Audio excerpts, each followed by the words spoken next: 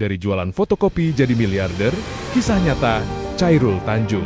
Kisah ini tentang seorang anak muda yang pernah hampir tidak mampu membayar kuliah, tapi akhirnya menjadi salah satu orang terkaya di Indonesia. Namanya Chairul Tanjung. Ia tidak lahir dari keluarga kaya, bahkan masa kecilnya cukup sulit. Ayahnya seorang wartawan yang kehilangan pekerjaan karena situasi politik. Sejak saat itu, ekonomi keluarganya jatuh, mereka harus hidup sederhana, bahkan sering kekurangan. Namun sejak muda, Chairul Tanjung sudah punya satu keyakinan, hidup boleh susah, tapi masa depan harus berubah. Saat masuk kuliah di Universitas Indonesia, keadaan ekonominya belum membaik. Ia tidak punya uang jajan cukup, tidak punya modal besar, tapi ia punya tekad untuk tidak menyerah. Sambil kuliah, ia mulai berjualan apa saja yang bisa menghasilkan uang. Ia pernah berjualan fotokopi, kaos, buku, jasa kecil-kecilan di kampus. Ia belajar satu hal penting, lebih baik capek bekerja daripada capek karena tidak punya uang. Hidupnya tidak langsung sukses.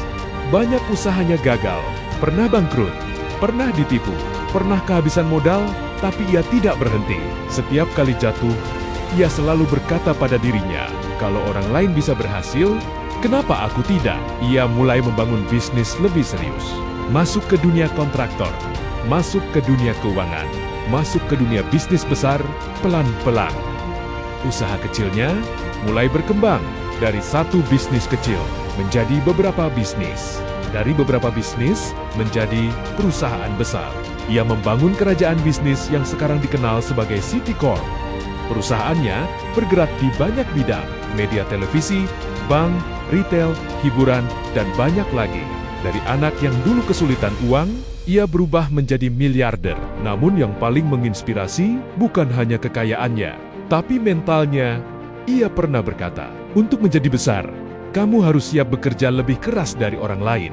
Ia tidak malu memulai dari bawah, tidak gengsi berjualan kecil, tidak berhenti saat gagal.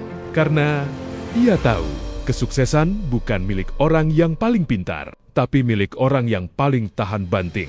Pesan dari cerita ini, kalau hari ini hidupmu masih sulit, itu bukan akhir cerita. Kalau hari ini kamu masih berjuang, itu bukan kegagalan. Selama kamu masih mau belajar, bekerja, dan bertahan, nasibmu masih bisa berubah. Karena seringkali orang sukses bukan yang paling beruntung, tapi yang paling tidak menyerah.